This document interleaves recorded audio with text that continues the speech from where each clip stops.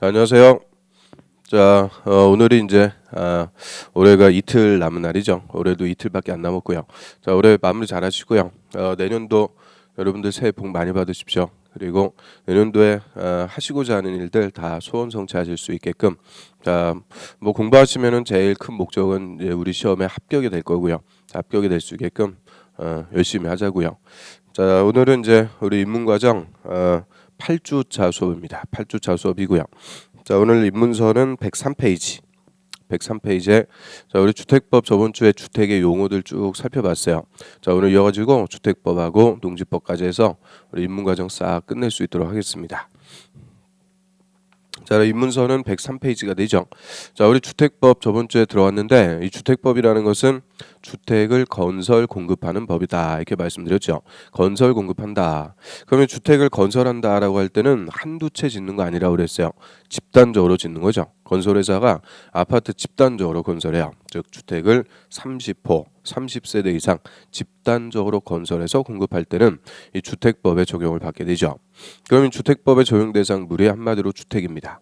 주택이 가장 중요한 개념이라고 그랬죠. 무조건 우리 시험에서 한 문제씩 출제가 돼요. 그럼 다시 한번 앞 페이지 다시 한번 가보세요. 101페이지에 우리 주택이라는 것은 세대원들이 장기간 독립된 주거 생활할 수 있는 구조의 건물, 즉 주거용 건물인데 항상 이 주택법에서는 뭐까지 포함이다? 부속 토지까지 포함한다고 그랬죠. 주거용 건물과 부속 토지 합쳐가지고 주택이다라고 하고요. 자, 이런 주택을 크게 이제 두 가지 기준에 따라서 분류한다고 그랬어요. 먼저 구조에 따라서 단독주택과 공동주택 이렇게 두 가지로 구분되죠. 단독주택은 중요한 거 아니니까 개념 정의가 없어요. 공동주택만 주택법에서 규정하고요. 공동주택은 세 가지, 아파트, 연립, 다세대. 자, 이렇게 세 가지 주택으로 규정을 합니다.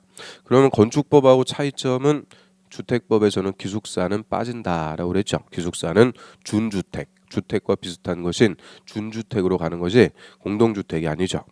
그 다음에 이제 두 번째 분류는 건설 자금에 따른 분류죠. 자, 건설 자금에 따라서 주택은 국민주택 등과 민용주택 크게 두 가지로 구분하고요. 다시 우리 국민주택 등 하면은 세 가지가 있다고 그랬어요. 국민주택 등. 먼저 국민주택이 있습니다. 자, 이 국민주택이 제일 중요한 개념이라고 그랬어요. 국민주택 하면은 국민주택기금, 즉 주택도시기금으로 이름이 바뀌었다고 그랬죠. 이 주택도시기금에 의해서 자금을 지원받는 거죠. 기금에서 자금을 지원받아갖고 개량 건설하는데 주거 전용 면적이 85제곱미터 이하인 주택. 그래서 이 두 가지 요건이요. 기금하고 85 이하. 이 두 가지 요건을 갖추면은 국민주택이다라고 하고요. 자, 이 국민주택하고 공공이 짓는 거죠. 국가나 지자체, 토지주택공사, 지방공사 건설하는 85 이하의 주택, 또 임대주택도 85 이하의 주택. 자, 요 세 개를 합쳐가지고 국민주택 등이라고 하고요. 자, 그럼 국민주택 등이 아니면은 다 자동적으로 뭐가 되는 거예요? 민용주택이라고 그러죠. 절대 민용주택은 민간이 건설하는 주택이다가 아니라 그랬어요. 민간이 건설하는 게 아니고 국민주택 등을 제외한 주택을 민용주택이다 이렇게 얘기하죠. 그 다음에 우리 이제 도시형 생활주택과 준주택의 개념들 쭉 봤죠. 도시형 생활주택은 도시형 가구, 1인 가구, 2인 가구, 이 소가구를 위해서 싸게 소규모로 공급해서 전세나 내소를 목적으로 도입한 주택이다라고 하고요. 자, 그럼 도시형 생활주택의 핵심은 원룸형 주택이죠. 원룸형 주택. 그 원룸형 주택 요건 네 가지 있으니까 그것들 다시 한번 훑어보시고요. 그 다음에 준주택이라는 것까지 했죠. 준주택은 절대 준주택, 주택이 붙었다고 주택이다 이렇게 생각하시면 안 된다고 그랬어요. 준주택은 주택과 비슷한 것, 그거를 준주택, 주택에 준하는 것이다라고 해서 이 준주택은 주택이 아닌 건데 주거시설로도 사용할 수 있는 네 가지 얘기하죠. 기다, 노, 해갖고 네 가지. 뭐 기숙사가 여기 들어가게 되죠. 그래서 저번 주에 딱 여기까지 봤고요. 자, 오늘 이어가지고 103페이지. 자, 맨 위에 보시면은 리모델링이라는 용어가 있어요. 그 리모델링 거기다가 별표. 자, 요새 아파트 건설 경기에서 제일 핫한 게 요거죠. 리모델링. 제일 중요합니다. 시험에서도 24, 25, 26 계속 물어보고 있어요. 그럼 일단 리모델링. 자, 목적은 두 개입니다. 건물의 노후화 억제 그리고 기능 향상. 그 짜밑줄. 건물의 노후화 억제 또는 기능 향상을 위한 행위다라고 해서요. 자, 박스에 보시면은 동그라미 1번 대수원 있죠. 대수원에다가 동그라미. 자, 대수선으로 리모델링 할 수가 있다 그 얘기입니다. 그리고 대수원으로 할 때는 다른 뭐 요건이 필요 없어요. 대수원으로 리모델링 할 수가 있고, 그다음에 두 번째 보세요. 동그라미 2번. 사용검사일이나 또는 건축법에 따른 사용 승인일부터 15년. 자, 15년 동그라미 1. 15년이 가로는 엄청나요. 가로 다 필요 없어요. 가로 필요 없고 그 밑에 줄 15년이 경과된 공동주택을 각 세대 주거 전용 면적 10분의 3 이내. 그 10분의 3 이내. 거기 동그라미 2. 10분의 3 이내에서 그 밑에 줄에 중축하는 행위다. 그 중축에다가 동그라미 칩니다. 중축. 그러면 자, 두 번째 요건이죠. 자, 중축으로 리모델링 할 수도 있다. 자, 우리 중축이라는 게 뭐예요? 면적이나 높이 충수 늘리는 거죠. 더 지으면서 리모델링 할 수도 있다. 그 얘기인데 이 중축으로 리모델링 할 때는 요건이 붙어요. 적어도 15년 이상이 지나야 되고요. 중축한다고 무진장 중축하는 거 아니죠. 중축하는 면적은 전용 면적 10분의 3 이내에서만 중축할 수가 있고요. 그 다음에 또 동그라미 3번 보세요. 자, 2번에 따른 각 세대 중축 가능 면적을 합산한 면적의 범위. 자, 이게 쉽게 얘기하면 주택단지 전체 전용 면적 10분의 3 이내에서 자, 기존 세대수 100분의 15 이내, 그 100분의 15, 15% 이내, 거기 동그라미 3 이내에서 세대수를 증가하는 중축 행위도 할 수 있다. 일단 어디서 딱 끊으세요. 그럼 기존 세대수 한마디로 몇 프로까지? 15%까지 세대수 더 지을 수 있다 그 얘기입니다. 그럼 예를 들어서 기존의 1000세대 아파트 중축으로 리모델링 한다 그래요. 그럼 몇 세대까지 더 세대수 늘릴 수 있다는 거예요. 150세대, 15%니까 150세대 더 지을 수 있다 그 얘기죠. 그럼 왜 15%까지 더 지을 수 있도록 해주겠어요? 이게 한마디로 더워져가지고 일반 분양하는 거죠. 일반 분양에서 분양 대금으로 리모델링 공사비에 충당할 수 있도록 해줘요. 이 리모델링 공사비를 다 주택의 소유자가 아파트 소유자가 부담해야 된다 그러면 그 공사비가 평당 한 300만 원씩 나옵니다. 그러니까 엄청나요. 거의 30평짜리 아파트 리모델링 공사하려면 소유자가 1억 가까이 돈 부담해야 되는데 그러면은 리모델링이 활성화될 수가 없죠. 그래서 기존 세대수 115%까지 15%까지 더 지을 수 있도록 해줘갖고 그거 일반 분야에서 리모델링 공사비에 충당할 수 있도록 해줘요. 이게 이제 특혜를 주는 거죠. 그 다음에 계속 보세요. 다만 자, 수직으로 중축할 때는 다음 요건을 모두 충족하는 경우로 한정한다. 자, 수직 중축한다는 게 뭐야? 수직 중축은 위로 올린다 그 얘기죠. 그래서 종전까지는 절대 수직 중축에 의한 리모델링은 허가를 안 해줬어요. 불허입니다. 이유는 이게 위로 잘못 올렸다가 하중을 지탱 못하면은 다 무너져요. 다 무너져갖고 엄청난 피해가 야기될 수가 있죠. 그래서 구조 안전상 수직 중축은 안 된다 했는데 작년부터 풀어줬어요. 그래서 수직 중축 위로 올리는 것도 허용을 해주겠다 하는데 자 이때도 동그라미 기역번 최대 몇 개층이냐 3개층 이하입니다. 거기 동그라미 4 최대 3개층 이하에서 자 중축을 해야 된다. 그러면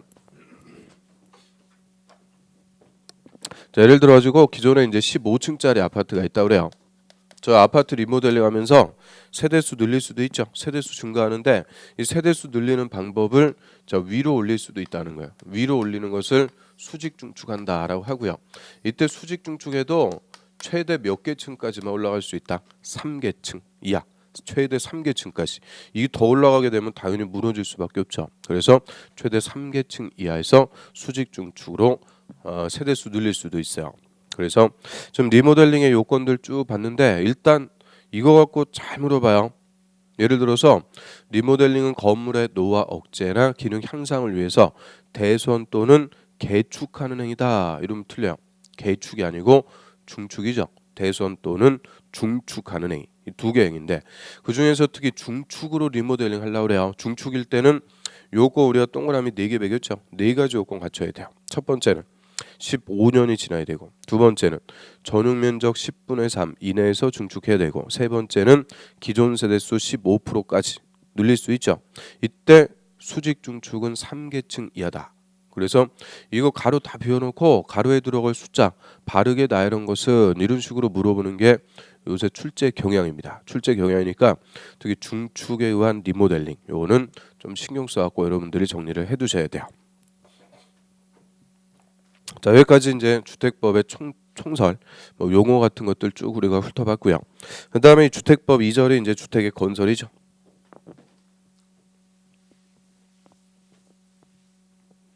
크게 우리 주택법은 주택의 건설하고 공급 이렇게 나눠져요. 먼저 주택을 건설한다.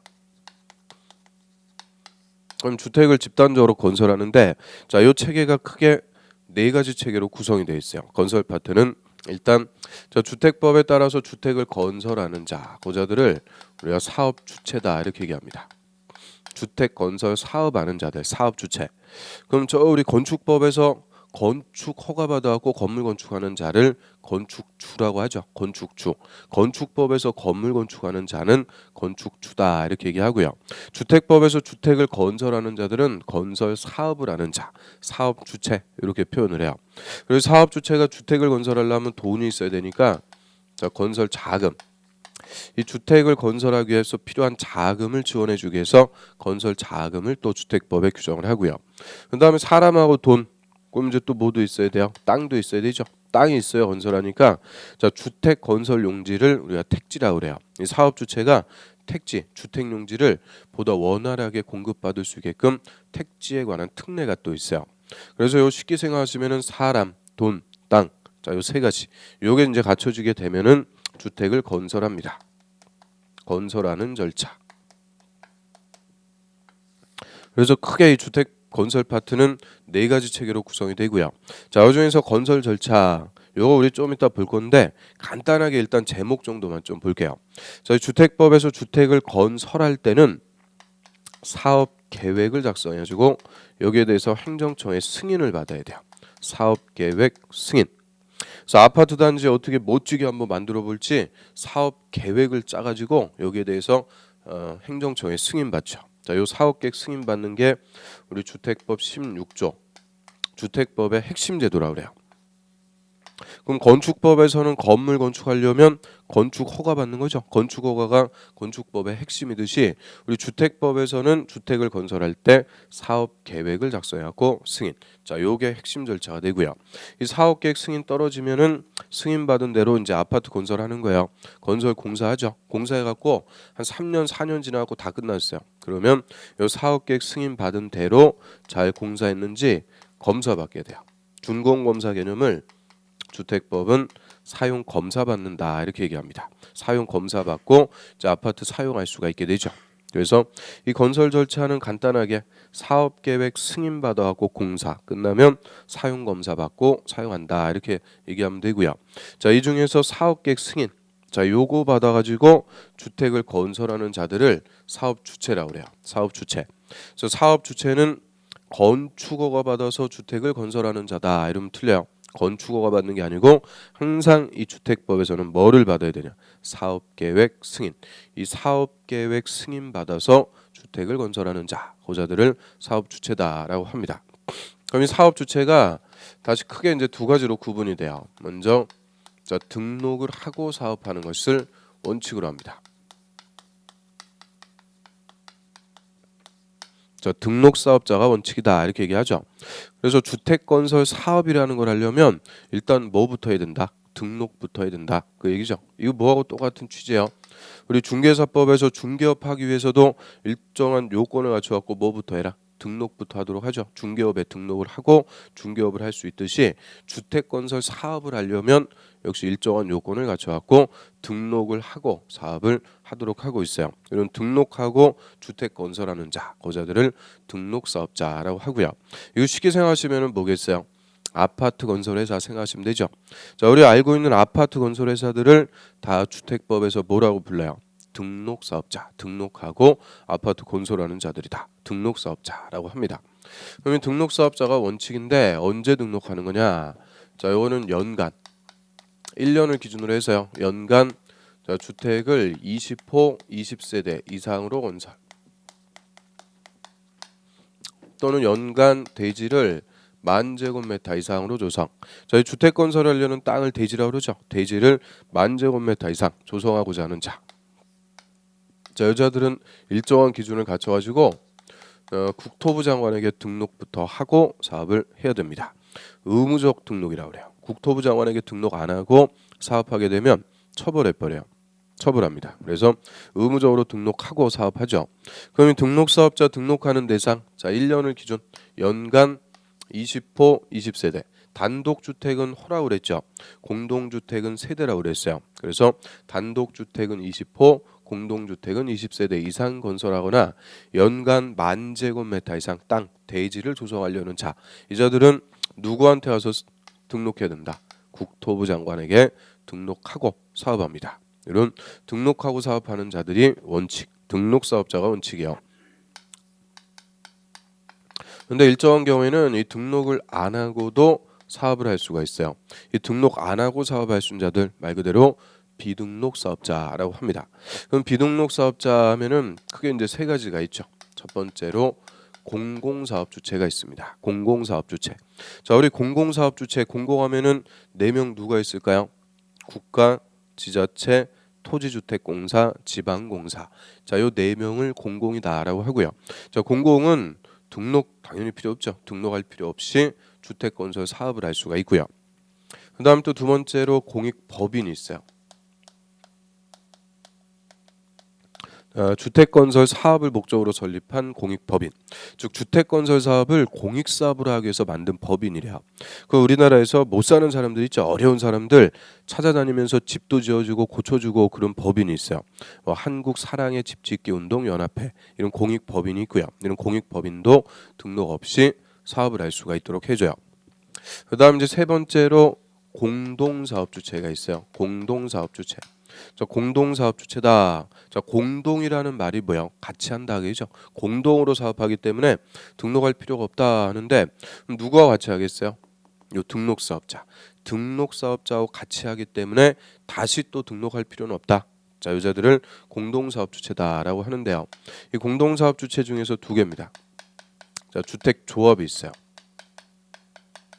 그럼 주택조합이라는 것은 자, 주택을 건설하기 위해서 즉 주택을 마련하기 위해서 여러 명이서 모여갖고 만드는 조합이죠. 우리 쉽게 생각하시면은 혼자서 아파트 지을 수가 없잖아요. 그러니까 자, 아파트 이 주택을 마련하고자 하는 사람 여러 명이 모여가지고 자, 우리 같이 아파트 져갖고 분양받자 해서 만드는 것을 주택조합이다라고 하고요.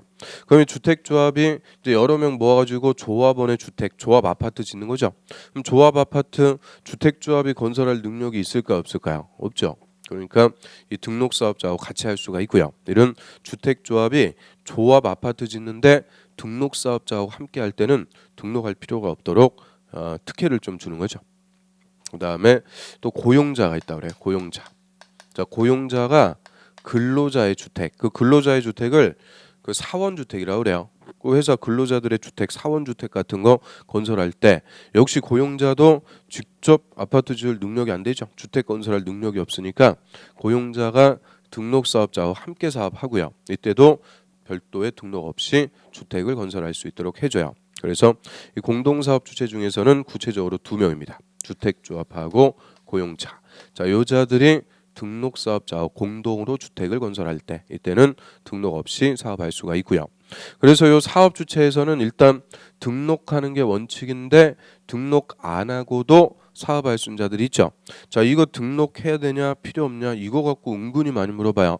그러면 저 공공사업 주체나 공익법인이나 공동사업 주체 중에서 주택조합이나 고용자, 자, 이런 자들은 등록할 필요가 없이, 즉 등록 없이도 주택 건설 사업을 할 수가 있다. 등록인지 비등록인지 이거 확실하게 구분을 좀 해두셔야 돼요. 자, 교재 한번 보겠습니다. 주택의 건설 등에서 사업 주체, 먼저 사업 주체. 그럼 일단 사업 주체는 건축허가 받아갖고 주택 건설하는 자가 아니죠. 자, 주택법은 항상 뭐 받는다고요? 사업 계획 승인. 이 사업 계획 승인 요거 받아갖고 주택 건설하는 자, 그 자들을 사업 주체라고 하고요. 사업 주체에서 가로 1번 등록 사업자 옆에다가 원칙 씁니다. 원칙. 등록 사업자 원칙이죠. 연간 동그라미. 단독주택 20호 밑줄, 공동주택 20세대 밑줄. 자, 공동주택 중에서 또 도시형 생활주택은 30세대 이상이다 이런 특혜를 주는데 그거까지 필요 없어요. 일단 연간 20호 20세대 이상. 자, 주택 건설 사업 또는 연간 10,000제곱미터 이상, 10,000제곱미터 이상 밑줄, 10,000제곱미터 이상 대지 조성 사업을 하려는 자는 요건을 갖춰가지고 국토부 장관에게 등록할 수가 있는 게 아니고 해야 된다. 의무입니다. 국토부 장관에게 등록하고 사업을 해야 된다. 그럼 등록하기 위한 요건이라고 그래요. 박스에 보시면 자, 자본금 3억 원 이상. 자, 자본금 이런 말은 법인일 때 쓰는 거예요. 법인은 자본금이 3억 원 이상 돼야 되고요. 개인일 때는 가로에 자산 평가액이 6억 원 이상, 2배죠. 6억 원 이상. 그래서 법인은 3억, 개인은 6억 이상 갖고 있어야 돼요. 그리고 자, 건축 분야나 토목 분야 기술자 1명 이상, 기술자 1명 이상 확보해야 되고요. 사무실 면적은 22제곱미터 이상. 자, 이 세 가지 요건 갖추면은 등록할 수가 있는 거죠. 근데 한 페이지 넘겨보세요. 자, 등록 안 하고도 사업할 수 있는 자들, 자, 비등록 사업자라고 하죠. 그럼 다음에 사업자는 등록 없이도 주택건설 사업할 수가 있다. 그래서 박스에 보시면 동그라미 1번에 국가나 지자체, 토지주택공사, 지방공사. 자, 요 4명 묶어가지고 뭐라고 써놓으면 되겠어요? 공공 이렇게 쓰면 되죠. 공공사업주체, 공공. 또 두 번째는 공익법인이고요. 자, 세 번째 주택조합. 그리고 네 번째 근로자를 고용하는 자. 자, 이 주택조합하고 고용자 요 2명은 가로 한번 보세요. 자, 누구하고 같이 한대요? 등록사업자와 공동으로 사업을 시행하는 경우에 한한다. 그럼 등록사업자하고 공동으로 하니까 그 3번하고 4번 2명은 묶어가지고 뭐라고 쓰면 돼요? 공동사업주체. 공동사업주체로서 주택조합과 고용자도 등록 없이 사업할 수가 있게 되죠. 그래서 등록하는 게 원칙인데 등록 안 하고도 사업할 수 있는 자가 있다. 저 등록이냐 비등록이냐 이 구분을 먼저 해두셔야 되고요. 그다음 우리 사업주체 쪽에서 제일 잘 물어보는 것은 요 주택조합이에요. 주택조합. 얘는 매년 한 문제도 아니고요. 거의 2문제씩 출제가 돼요. 매년 2문제씩 출제가 되는 이 사업주체 쪽에서 핵심입니다. 핵심. 그리고 이 주택조합이라는 것은 우리도 얼마든지 만들 수가 있는 거죠. 우리도 만들 수가 있는 거니까 주택조합이 사업주체에서는 우리하고 관계가 있는 제일 중요한 거죠. 그래서 일단 주택조합. 자, 의의는 뭐라 그랬어요? 주택조합이란 자, 혼자서 아파트 지을 수가 있다 없다? 없다. 그러니까 주택을 마련하려는 주택을 건설해서 공급 마련한다 그래요. 마련하려는 여러 명이 있죠. 여러 명이 모여가지고 우리 함께 아파트 져갖고 분양받읍시다 해서 만드는 조합을 주택조합이라고 그래요. 주택을 마련하기 위해서 또는 리모델링하기 위해서 만드는 조합이 주택조합이다라고 하고요. 자, 이제 주택조합의 종류가 3가지가 있어요. 주택조합의 종류는 딱 3개입니다. 자, 동그라미 1번에 보세요. 주택조합의 종류. 첫 번째 지역주택조합이라는 게 있죠. 자, 지역주택조합은 동일한 즉 같은 지역에 거주하는 주민들이 주택을 마련하기 위해서 설립한다 그래요. 즉 같은 지역에 거주하고 있는 주민들이 야, 우리 같이 아파트 져갖고 분양받읍시다 해서 만들면은 지역조합이 되고요. 그다음에 직장조합이 또 있어요. 니은번에 직장주택조합. 직장조합은 뭐겠어요? 같은 직장에 근무하는 근로자가 우리 같이 한번 주택을 마련해보자 해서 만들면은 직장조합이 되죠. 그다음에 디귿번은 리모델링 조합이요. 리모델링 조합은 말 그대로 아파트 소유자가 아파트 리모델링 하려고 만드는 조합이다 이렇게 생각하시면 되죠. 그래서 주택조합의 종류는 3가지가 있는 거예요. 지역조합, 직장조합, 리모델링 조합. 자, 이렇게 3가지가 있고요. 그럼 우리 많이 들어본 거 있죠. 주택 재건축 조합. 자, 주택 재건축 조합은 주택조합일까요, 아닐까요? 절대 아닌 거죠. 주택 재건축 조합은 주택 재건축 사업, 정비 사업이라고 그러죠. 정비 사업을 하기 위해서 정비법에 따라서 만드는 조합이지 주택법상의 주택조합이 아닙니다. 그래서 주택 재건축 조합, 주택 재개발 조합. 이거 앞에 주택 붙는다고 주택조합이다 이렇게 생각하시면 절대 안 돼요. 그래서 주택조합은 종류가 딱 3개. 지역, 직장, 리모델링 조합. 그럼 지역조합이나 직장조합은 같은 지역에 거주하거나 같은 직장에 근무하는 자가 우리 같이 아파트 주택을 마련해 보기 위해서 설립하는 조합이고요. 리모델링 조합은 아파트 리모델링하기 위해서 소유자가 만드는 조합이다. 이렇게 생각하시면 돼요. 그럼 이런 이제 주택조합도 자기들끼리 만들고 싶다 해서 만들어지는 거 아니에요. 주택법상의 기준에 맞게 설립하는지 일단 설립 인가를 받아갖고 설립합니다. 설립 인가 받는 게 원칙이라고 그래요. 그래서 동그라미 2번 주택조합의 설립 절차 그 기역번. 자, 기역번에다가 원칙 이렇게 쓰세요. 원칙입니다. 원칙. 기역번의 원칙. 그래서 다수의 구성원이 주택을 마련하거나 리모델링하기 위해서 지역, 직장, 리모델링 주택조합을 설립하고자 할 때는 관할 자, 특별자치도지사는 생략하고요. 시군구청장의 인가, 거기 답이죠. 시군구청장 인가를 받아야 된다. 그럼 주택조합을 설립하고자 할 때는 미리 시군구청장한테 가서 뭐 받아야 돼요? 인가 받아야 된다. 그죠? 설립 인가. 주택법에 맞게 설립하는지 인가 받아야 되고요.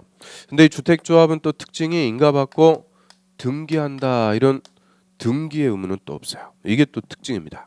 자, 우리 조합이라는 것도 벌써 세 번째 배우는 거죠. 도시개발법에서 토지 소유자가 전부 환지 방식으로 개발 사업을 하기 위해서 만드는 도시개발조합, 요거 배웠고요. 그 다음에 또 정비법에서 토지 등 소유자가 정비 사업을 하기 위해서 만드는 정비사업조합, 이것도 배웠죠. 그럼 개발조합, 정비조합, 그리고 주택조합. 우리 공법의 조합은 총 세 가지가 있어요. 근데 앞에서 배운 예 두 개, 개발조합하고 정비조합, 얘들은 설립 인가 받으면 끝나는 거 아니죠. 인가 받고 30일 내 등기까지 의무. 자, 등기를 해야 성립하는 법인이라고 그랬어요. 법인, 법적 성격이 법인. 조합원과는 별도요. 조합의 이름으로 사업하는 법인이다라고 했는데, 우리 주택조합은 등기 의무가 없습니다. 그냥 뭐만 받으면 되는 거냐? 인가. 인가만 받으면 설립하고요. 등기까지 할 필요 없어요. 한 번 하고 끝나는 거기 때문에 등기 의무가 없다. 이게 또 특징이에요. 그 다음에 그 니은번, 그 밑에 니은번에다가 예외 이렇게 쓰세요. 예외. 자, 그리고 그 니은번에다가는 별표. 자, 예외. 다만 국민주택을 공급받기 위해서 직장조합, 짜무춤. 국민주택을 공급받기 위해서 직장조합을 설립하려는 자는 관할 시군구청장에게 신고, 밑줄, 시군구청장에게 신고한다. 그럼 주택조합 설립하려면 원칙 인가받는다 그랬죠. 그런데 간단하게 그냥 신고만 하고도 설립하는 조합이 딱 하나가 있어요. 요거 하나 딱 있습니다. 그래서 이거 가지고 맨날 물어봐요. 작년에는 얘만 가지고 단독으로 한 문제 출제했어요. 그래서 자, 인가 받는 게 아니고 신고만 하고 설립하는 주택조합이 딱 하나 있다. 자, 뭐라고요? 일단 국민주택을 공급받기 위해서 무슨 조합일 때? 직장조합을 설립할 때. 국민주택을 공급받기 위한 직장조합을 설립할 때는 인가받는 게 아니고 신고하면 되는 거죠. 인가받는 거, 신고하는 거 뭐가 더 쉬워요? 신고하는 게 훨씬 간단한 거죠. 신고만 하고 설립할 수가 있다 하는데, 그래서 이 직장조합은 종류 자체가 두 가지가 돼요.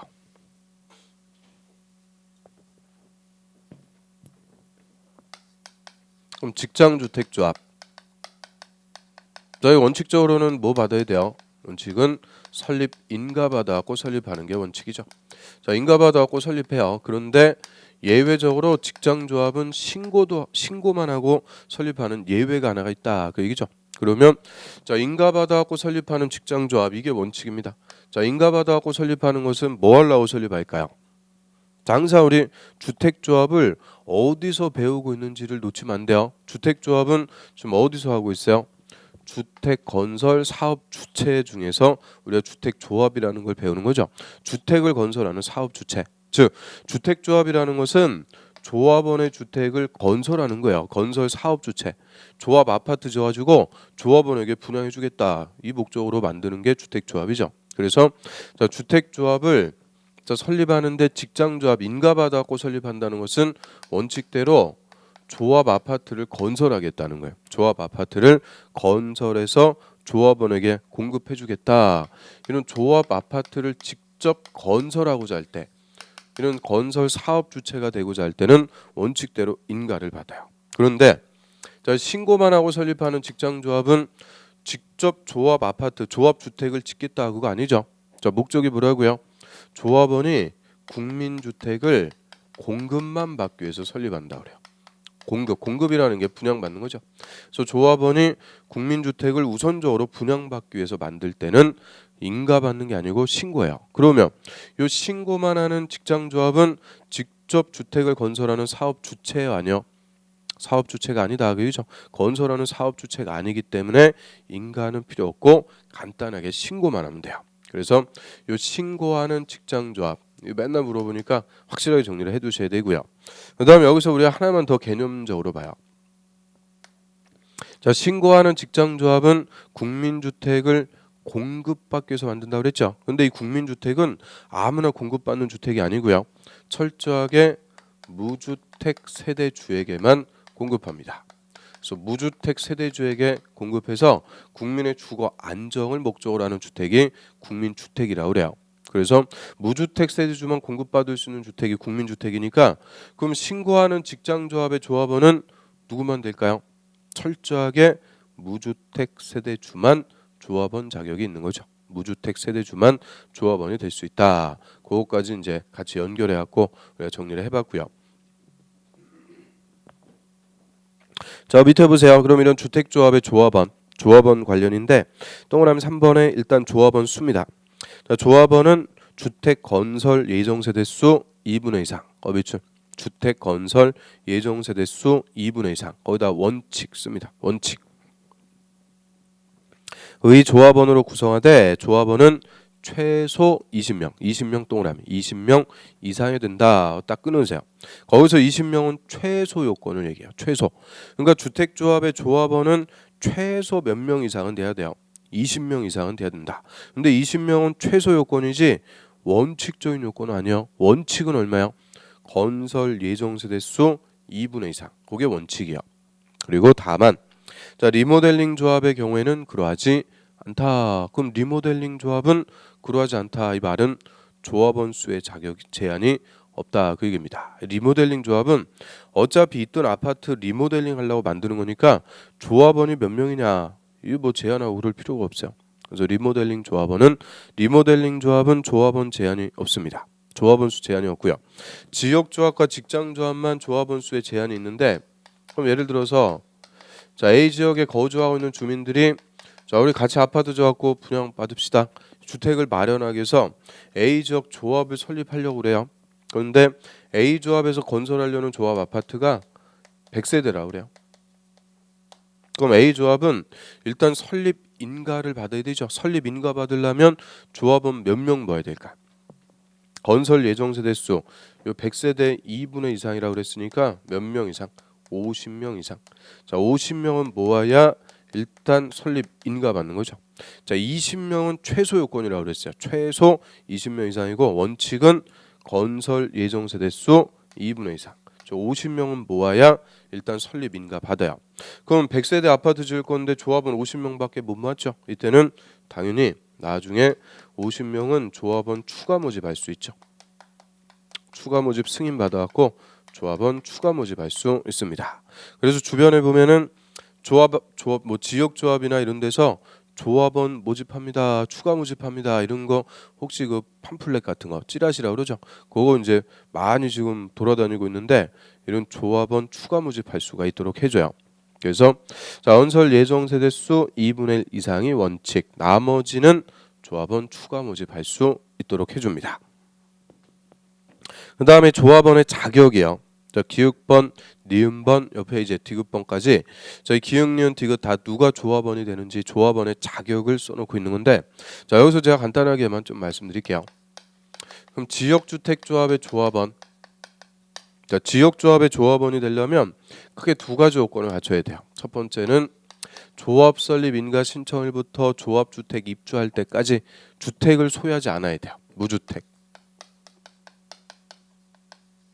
그래서 무주택 세대주 또는 전용 면적 85제곱미터 이하의 주택을 한 채 소유하고 있는 세대주. 자, 요게 첫 번째 요건이라고 그래요. 그러면 자, 무주택자만 지역조합원이 될 수 있다. 그럼 틀려요. 자, 원칙적으로 본질은 주택을 마련하기 위해서 지역조합 만드는 거죠. 그 무주택이 되는데 자, 누구까지 허용을 해주는 거냐? 85제곱미터 이하의 주택 한 채 소유한 자까지 조합원이 될 수 있도록 좀 풀어줘요. 그래서 무주택이거나 또는 85제곱미터 이하의 주택 한 채를 소유한 세대주에 되고요. 그다음에 두 번째 요건은 그 지역조합이니까 같은 지역에 6개월 이상 거주해온 자일 것. 거주. 6개월 이상 그 동네에 살고 있어야 돼요. 거주해온 자. 자, 요 크게 두 가지 요건. 이 두 가지 요건을 갖추면 지역조합의 조합원 자격이 있다고 그래요. 그다음에 또 직장조합의 조합원. 자, 직장조합의 조합원 자격도 지역조합의 조합원 자격 이거 그대로 갖고 옵니다. 즉 무주택이거나 85 이하 주택 한 채 소유한 세대주. 본질이 같아요. 무주택이거나 85 이하 주택 한 채 소유한 세대주고 직장조합이니까 요거는 같은 지역에 소재하는 같은 직장에 근무하는 자. 같은 직장에 근무하는 자다.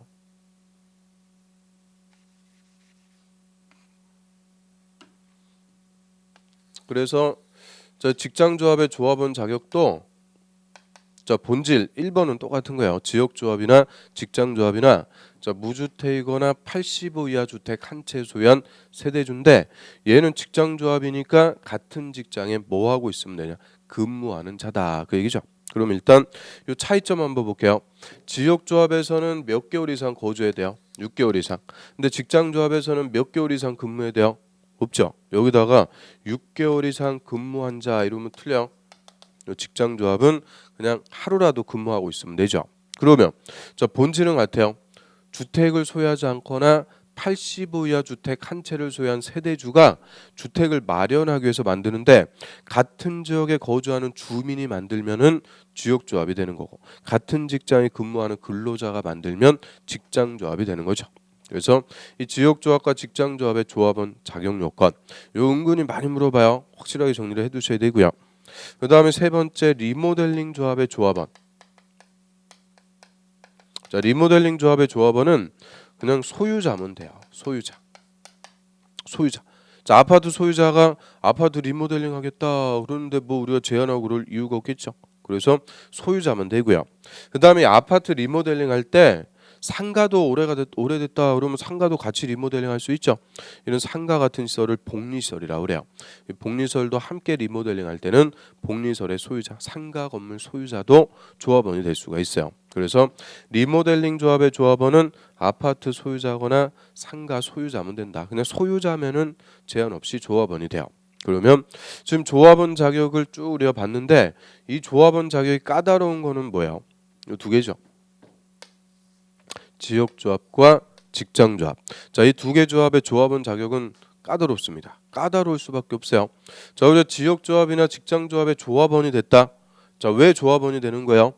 조합 아파트 우선 분양받으려고 조합원이 되는 거죠. 그러면 이 두 개 조합의 조합원은 조합주택을 우선 공급받는데 이미 주택을 몇 채 소유하고 있는 자가 또 조합원이 됐다. 자, 이거는 투기밖에 안 되는 거죠. 투기라고 그래요. 그래서 저희 지역조합과 직장조합은 이 투기 방지를 위해서 함부로 아무나 조합원이 될 수가 없어요. 투기 방지를 위해서 조합원 자격이 까다롭고요. 까다로운 만큼 조합원 교체, 신규 가입 원칙적으로 다 금지입니다. 조합원 교체 등도 자유롭게 할 수가 없어요. 원칙적으로 다 못하게 해버려요. 그래서 지역조합과 직장조합의 조합원 자격은 투기 방지를 위해서 까다롭고 까다로운 만큼 함부로 조합원 교체 등도 원칙적으로 금지하는 거죠. 그런데 리모델링 조합의 조합원은 그냥 누구면 된다고요? 소유자면 된다. 얼마든지 리모델링 조합은 조합원 교체 등이 가능합니다. 자, 그래서 우리가 조합원 자격까지 쭉 살펴봤고요. 자, 여기까지가 이제 사업 주체라고 그래요. 사업 주체. 자, 주택 건설하는 자들을 사업 주체다 이렇게 얘기하고 자, 사업 주체 원칙은 뭐 하고 해야 된다고요? 등록하고 사업하는 게 원칙. 그런데 등록 안 하고 사업할 수 있는 경우가 있었죠. 공공이거나 공익법인이거나 공동사업 주체 중에서 두 개. 주택조합과 고용자. 특히 조합주택을 건설하기 위해서 만드는 주택조합. 이 주택조합은 종류가 세 가지가 있고 자 인가받아갖고 설립하는데 신고하고 하는 게 딱 하나가 있다. 그 다음에 누가 조합원이 될 수 있고 이런 것들 우리가 쭉 사업주체 쪽에서 살펴봤어요. 그러면은 사업주체가 이제 주택을 건설하려면 돈이 있어야 되죠. 건설 자금이 또 있어야 돼요. 저 자금이 자 우리 교재에서는 저 뒤에 써 있으니까 자, 일단 106페이지 가보세요. 한 페이지 넘겨보시면 맨 밑에 주택 건설 자금. 자, 시꺼먼 3번 나오죠. 주택 건설 자금. 자, 이 건설 자금 쪽에서 종전까지는 뭐 국민주택 기금이다, 국민주택 채권이다, 또 뭐 주택상환 사채다 이렇게 여러 가지가 있었는데 국민주택 기금, 국민주택 채권 다 없어졌어요. 다 사라지고요. 이제 건설 자금 쪽에서 우리가 배울 거는 딱 하나밖에 없어요. 주택 상환 사채. 자, 요거 딱 하나 남았다 그래요. 건설 자금. 그럼 주택사원사채 요게 이제 건설 자금인데 자 요거 한번 의미 한번 풀어봐요. 자 사채라는 것은 회사가 발행하는 채권, 회사채를 줄여가지고 사채라고 그래요. 그럼 회사가 채권을 발행해요. 왜 채권을 발행할까요? 채권을 발행해서 채권자가 돈 내고 채권 사면은 회사로 돈이 들어오는 거죠. 즉 자금이 조달이 된다 그래요. 그래서 회사가 주택 건설 자금을 조달하기 위해서 채권을 발행하고요. 나중에 그 채권자에게 현금으로 상환해 주는 게 아니고 뭐를 지어서 상환해 주는 거냐? 주택을 건설해서 상환 갚아주는 회사채, 주택을 건설해서 상환해주는 회사채, 요거를 줄여가지고 주택상환사채다 이렇게 얘기하고요. 그러면 주택상환사채, 자 요거는 당연히 주택을 건설해서 상환해줘야 되니까 누가 발행하겠어요? 주택을 건설하는 회사, 주택을 건설하는 회사니까 대표적으로 토지주택공사. 그리고 자 아파트 건설 회사를 등록사업자라고 그랬죠. 등록사업자. 자, 토지주택공사와 등록사업자가 자 주택 건설 자금으로서 채권을 발행하고요. 나중에 채권자에게 주택으로 상환해 주는 사채. 이거를 말 그대로 주택상환사채 이렇게 얘기하죠. 주택상환사채. 맨 밑에 보세요. 가로 1번 주택상환사채 발행자. 자 토지주택공사와 등록사업자 밑줄은 주택으로 상환 갚아주는 사채 주택상환사채를 발행할 수가 있고요. 자, 옆 페이지 보세요. 동그라미 2번. 자, 등록사업자의 발행 요건. 자, 등록사업자는 일정한 요건에 적합해야 되고 또 금융기관 등의 보증 동그라미 보증을 받은 때 한해서 발행할 수 있다. 그러면 자, 토지주택공사 등록사업자가 주택상환사채 발행할 수 있는데 이 중에서 자, 일정한 요건을 맞아야 되고 특히 은행의 보증 이 금융기관의 보증을 받아야만 발행할 수 있는 것은 등록사업자만. 등록사업자는 은행의 보증을 받아서 발행을 해야 돼요. 왜 보증받아야 될까요? 자 이거 뭐 다 똑같아요. 보증받는 이유는 등록사업자는 아파트 건설 회사라고 그랬으니까 언제든 부도나 파산이 될 수가 있죠. 저희 등록사업자가 주택상환사채 발행해놓고 다음날 부도 났어요. 그러면 사채권자들, 채권자들 다 피해보는 거죠. 손해 엄청 납니다. 그래서 이런 등록사업자가 부도나 파산이 돼도 은행에서 대신 지급을 해주겠다. 보증을 받아야만 믿을 수가 있죠. 그래서 이 부도 파산의 우려가 있는 등록사업자는 보증을 받아갖고 발행할 수가 있어요. 그런데 토지주택공사는 부도나 파산의 우려가 있을까요? 없을까요? 이 토지주택공사는 국가가 만드는 거죠. 지금 부채가 몇 조가 돼요. 그래도 국민 예산 가지고 다 메꿔주고 있어요. 절대 부도나 파산의 우려가 없는 공공기관이 토지주택공사입니다. 그래서 토지주택공사는 보증이 당연히 필요가 없어요. 항상 보증이라는 것을 받는 것은 무슨 우려가 있을 때만 부도나 파산의 우려가 있을 때만 보증은 받는 거다. 이렇게 딱 정리하시면 되고요. 그 다음에 발행 방법에서 자 니은번 보세요. 주택상환사채는 김영식 증권으로 한다. 김영식 동그라미 별표. 자 김영식 증권으로 한다. 그럼 김영식이라는 게 뭐라 그랬어요? 채권증서에 상환받을 채권자 성명이 기입된다. 성명이 기입되니까 김영식이라고 하죠. 그래서 저희 채권에 상환자 붙었다 그러면 무조건 무슨 식이라고 그랬어요? 김영식. 자 우리 앞에서 도시개발법에서 토지상환 채권이라는 거 배웠죠. 토지상환 채권이든 주택상환사채든 상환자 붙으면은 다 무슨 식이다? 김영식. 공식처럼 김영식 채권이다. 이렇게 정리하시면 되고요. 자 밑으로 갑니다. 동그라미 5번 보세요. 상환기간. 자 주택상환사채는 상환기간이 3년 동그라미 3년을 초과할 수 없다. 3년을 초과할 수 없다. 그 말은 주택을 건설해서 공급해줘야 되는 기간 상환기간이 몇 년을 초과해서 안 된다고요? 3년. 즉 3년 내 주택 공급계약 체결해서 채권자에게 주택을 공급해줘야 돼요. 그러면 예를 들어가지고 자 우리 토지주택공사 LH공사라고 그러죠. LH공사가 발행하는 주택상환사채를 A가 매입해갖고 A가 주택상환사채권자라고 그래요. 그럼 A는 이 주택상환사채 요거에 기해서 토지주택공사가 건설하는 아파트에 분양계약을 체결할 수 있는 거예요. 아파트 분양받을 수 있게끔 분양계약 체결할 수 있는데 자, 요 분양 계약을 몇 년 내 체결할 수 있다는 거냐? 3년 내. 3년 내 공급 계약 체결해서 주택을 공급받을 수가 있게 돼요. 그래서 이런 주택사원 사채를 갖고 있으면 3년 내 분양 계약 체결해서 주택을 우선적으로 분양받을 수 있다. 이렇게 생각하시면 돼요. 우선적으로 분양받을 수가 있죠. 자, 이 정도 주택사원 자체 그 정도 보고요. 그래서 지금 사업 주체하고 건설 자금, 자금은 사채 이거 하나밖에 없어요.